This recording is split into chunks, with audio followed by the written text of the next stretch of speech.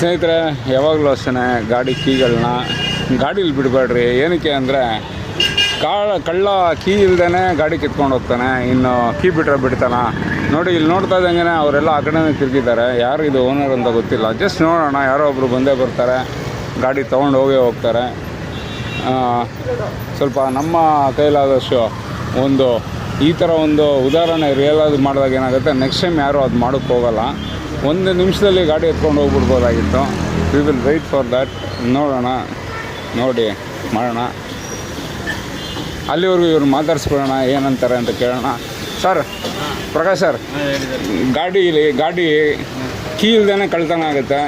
Key ಬಿಟ್ಟು ಹೋದರೆ ಜನ ಏನು ಕತ್ಕೊಂಡು ಹೋಗದೆ ಹೋಗ್ತಾನೆ. ಒಂದು ಸೆಕೆಂಡ್ ಸಾಕು ಸರ್ ಅದಕ್ಕೆ.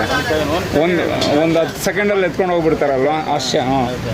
ಏನಂತೀರ ಜನರಿಗೆ ಏನು ಇರಬೇಕು? ಸರಿ ಸರ್.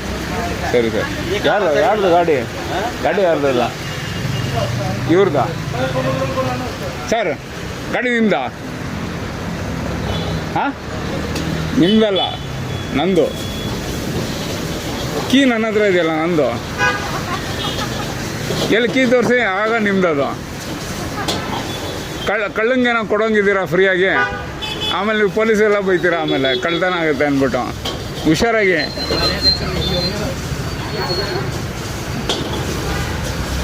ಸರ್, ದಯವಿಟ್ಟು ಕೀಗಳು ಬಿಡಬೇಡ್ರಿ.